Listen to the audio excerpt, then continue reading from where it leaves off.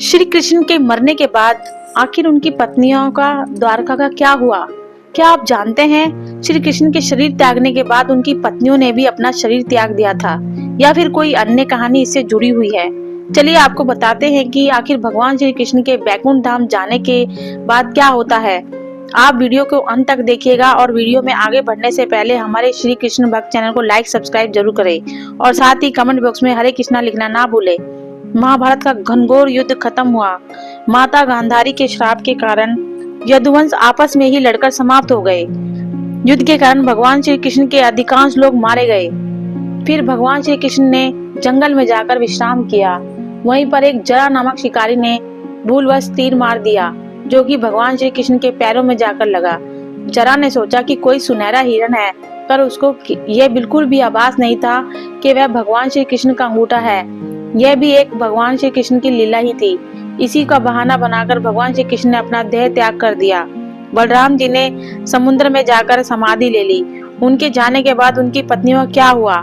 ऐसा माना जाता है भगवान श्री कृष्ण की 8 पत्नियां थी, जिन्हें अष्टभार्या भी कहा जाता है, जिनके नाम रुक्मणी, जामवंती, सत्यभामा, कालिंदी, मित्रविंध्या, सत्ता, भद्रा, लक्ष्मणा है। वहीं भगवान श्री कृष्ण की कुल मिलाकर 16,108 पत्नियां थी। तो इन सभी पत्नियों का आखिर क्या हुआ? जब भगवान श्री कृष्ण ने अपना देह त्याग कर दिया, तब ये समाचार अर्जुन के पास पहुंचता है। फिर वह द्वारका पहुंचते हैं। उनके द्वारका पहुंचने पर भगवान श्री कृष्ण के सभी पत्नियां समेत जितने भी महिलाएं यदुवंशी बची हुई थी, उन सबको भगवान श्री कृष्ण के बलराम के देह त्यागने की बात नहीं बताते हुए अर्जुन उन सभी स्त्रियों के साथ हस्तिनापुर ले जाते हैं। कहते हैं वहां पर कई सारी गर्भवती स्त्रियां भी मौजूद थी। कई सारी महिलाएं थी जो अपने पति को युद्ध में खो चुकी थी। कहते हैं भगवान श्री कृष्ण के पिता वासुदेव भी वहां मौजूद थे। कहते हैं श्री कृष्ण के पड़पोत्र बद्रीनाथ भी वहां मौजूद थे। क्या आपको पता है बद्रीनाथ कौन थे? बद्रीनाथ अनिरुद्ध के पुत्र थे। अनिरुद्ध स्वयं प्रद्युम्न के पुत्र थे। ऐसा कहते हैं अर्जुन ने किसी को भी भगवान श्री कृष्ण और बलराम की देह त्यागने की बात नहीं बताई थी। उन्होंने ये बात केवल सिर्फ और सिर्फ वासुदेव जी को यह बात बताई थी। स्वयं वासुदेव जी ने भी यही कहा था कि मेरे जाने के बाद अर्जुन आप सभी के पास आएंगे और इन सभी स्त्रियों के बारे में निर्णय लेंगे। और साथ ही कहा था जैसे ही आप सब द्वारका से जाएंगे, द्वारका नगरी समुद्र में विलुप्त हो जाएगी। कुछ समय बाद वासुदेव कहते हैं मेरा भी अंतिम समय आ गया है, तुम ही मेरा अंतिम संस्कार करोगे। अर्जुन यह वासुदेव जी की बात सुनते हैं, वह बहुत ही दुखी हो जाते हैं।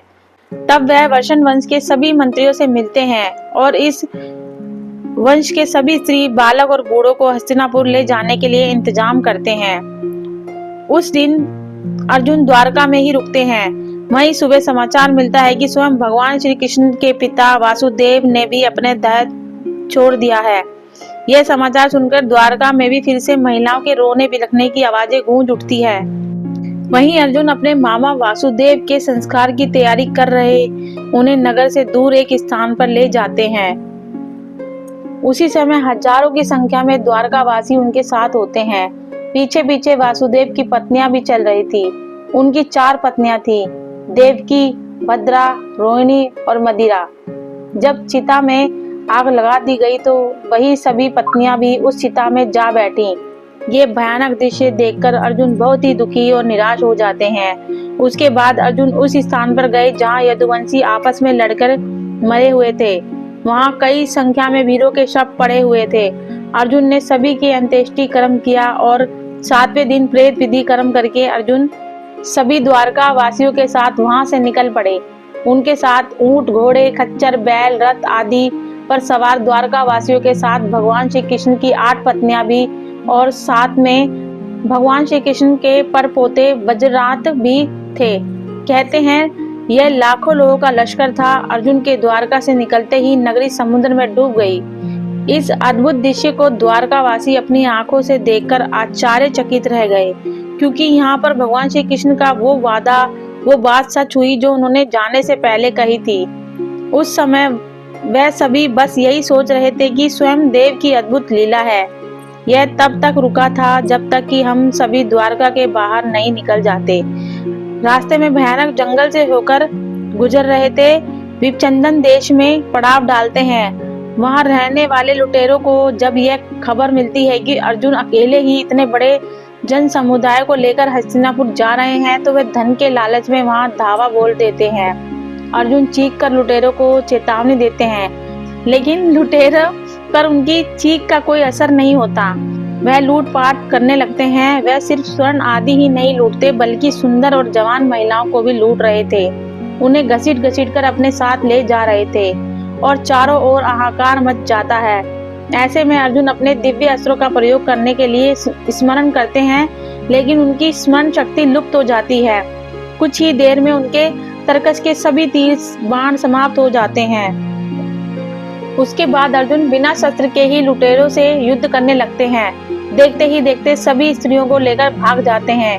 इस प्रकार अर्जुन को बहुत दुख होता है कि भगवान श्री कृष्ण ने उन पर इतना विश्वास किया था, लेकिन वह उनकी स्त्रियों को, उनके धन को नहीं बचा पाए। वह समझ ही नहीं पा रहे थे आखिर क्यों और कैसे मेरी शस्त्र विद्या लुप्त हो गई। जैसे तैसे अर्जुन यदुवंश की बची हुई स्त्रियां और बच्चों को लेकर हस्तिनापुर पहुंचते हैं। यहाँ आकर भगवान श्री कृष्ण के परपौत्र वज्र को इंद्रप्रस्थ का राजा बना देते हैं। घोड़ा, बालकों और अन्य स्त्रियों को अर्जुन हस्तिनापुर में रहने के लिए कहते हैं। उसके बाद वज्र के बहुत रोकने पर भी अक्रूर जी की स्त्रियां वन में तपस्या करने के लिए चली जाती हैं। भगवान श्री कृष्ण की 8 पत्नियां थी, जिसमें से रुक्मणी और जामवंती अग्नि में प्रवेश करती है। सत्यभामा और अन्य देवियां तपस्या का निश्चय करती हैं। कहते हैं भगवान श्री कृष्ण की पत्नियां सत्यभामा, जामवंती, रुक्मणी, कालिंदी, मित्रविंदा, सत्या, भद्रा और लक्ष्मणा थी, जिसमें से कुछ पत्नी स्वयं आग की भेंट चढ़ जाती हैं तो कुछ पत्नी स्वयं वन की ओर प्रस्थान कर गई। भगवान श्री कृष्ण के बचे हुए केवल एकमात्र उनके परपोते ही थे, जिनका नाम वज्रनाथ था और वह इंद्रप्रस्थ के राजा बनाए गए। बाद में अर्जुन ने महर्षि वेद व्यास के आश्रम में पहुंचकर उनसे एक गुजारिश की। उन्होंने बताया कि कैसे भगवान श्री कृष्ण और बलराम सहित सारे यदुवंशी आपस में लड़कर समाप्त हो गए और भगवान श्री कृष्ण के और बलराम ने अपना देह त्याग दिया। उन्होंने यह पूरा वृत्तांत बताया कि वो अपने दिव्य अस्त्रों का ज्ञान कैसे खो बैठे। महर्षि ने कहा, सब इसी प्रकार से होना था, इसलिए तुम इसका शोक मत करो, यह सब होना ही था।